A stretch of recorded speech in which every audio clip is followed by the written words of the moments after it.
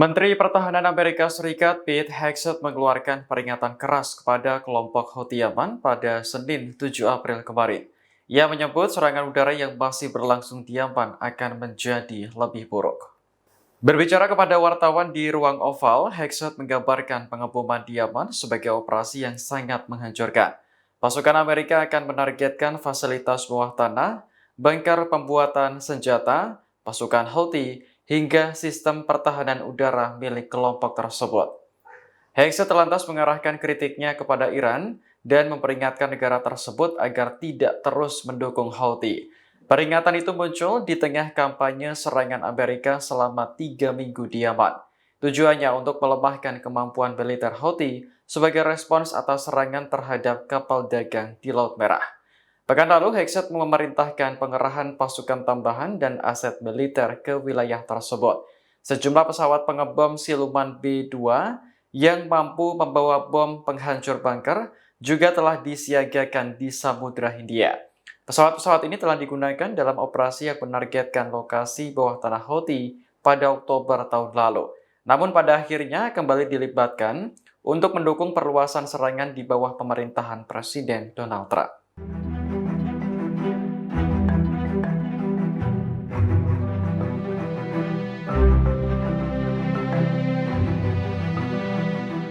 Amerika Serikat masih terus meluncurkan serangan terhadap kelompok Houthi Yaman.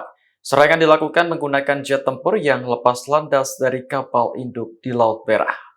Komando Pusat Amerika atau CENTCOM mengunggah momen ketika pasukan Angkatan Laut mempersiapkan puluhan amunisi. Nantinya amunisi tersebut akan diangkut oleh pesawat tempur Pentagon. CENTCOM tidak menjelaskan jenis amunisi apa saja yang sedang dipersiapkan.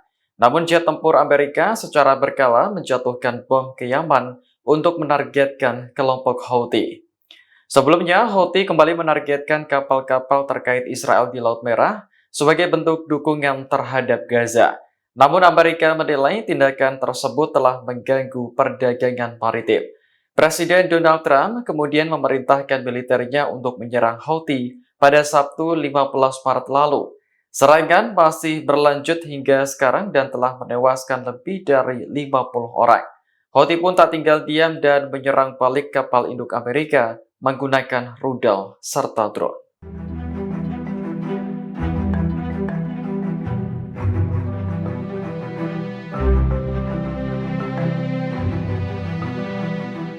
Persatuan Ulama Muslim Dunia atau IUMS mengeluarkan fatwa yang menyerukan untuk melancarkan jihad bersenjata terhadap Israel. Fatwa ini dikeluarkan sebagai respons atas kejahatan Israel yang kembali digencarkan di jalur Gaza. Dikutip dari Yerusalem Post pada Selasa 8 April, Sekjen IUMS Ali Al-Haradagi menyebut negara Muslim tak boleh diam. Menurutnya, mereka harus segera ikut campur baik secara ekonomi, politik maupun militer untuk menghentikan serangan Israel.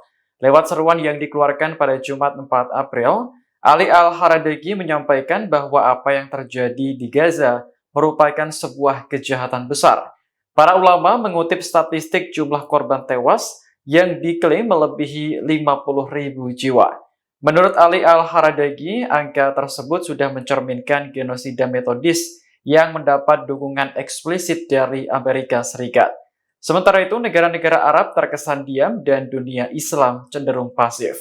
Fatwa terbaru juga memuat larangan segala bentuk dukungan terhadap Israel dalam pemusnahan Muslim di Gaza, termasuk larangan menjual senjata serta blokade semua jalur. Sebagai informasi, IUMS didirikan pada tahun 2004 oleh Syekh Yosef Al-Haradawi, seorang ulama terkenal dan dihormati yang memimpin poros Ikhwanul Muslimin. Lembaga tersebut berkantor pusat di Doha dengan cabang di Istanbul dan mengklaim mewakili puluhan ribu ulama di seluruh dunia.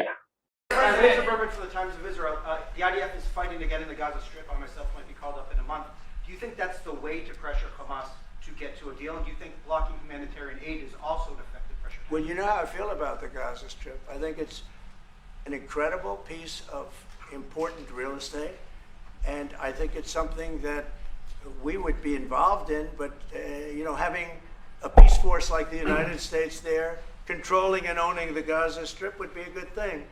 Because right now, all it is for years and years, all I hear about is killing and Hamas and problems. And if you take the people, the Palestinians, and move them around to different countries, and you have plenty of countries that will do that, and you really have a freedom zone. You call it the freedom zone, a free zone, a zone where people aren't going to be killed every day. That's a hell of a place.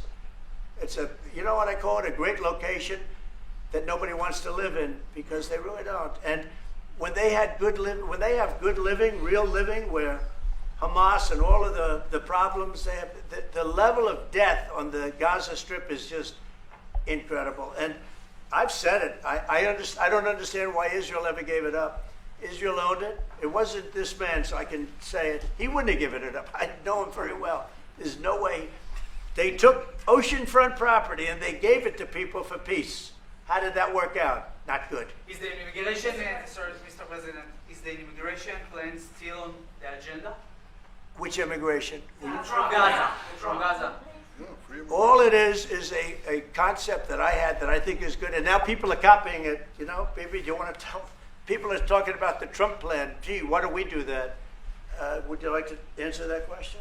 I think what the president talked about is, first of all, to give people a choice. You know, Gazans were closed in, and any other place, including in arenas of battle. I mean, whether it's Ukraine or Syria or any other place, people could leave. Gaza was the only place where they locked them in. We didn't lock them in. They're locked in. And what is wrong with giving people a choice? Now, we've been talking, including over lunch, about some countries, I won't go into them right now, that are saying, you know, if Gazans want to leave, we want to take them in. And I think this is the right thing to do. If you give, you know, it's going to take years to rebuild Gaza. In the meantime, people can have an option. The president has a vision. Countries are responding to that vision. We're working on it. I hope we'll have good news for you. Download Tribun X sekarang. Menghadirkan lokal menjadi Indonesia.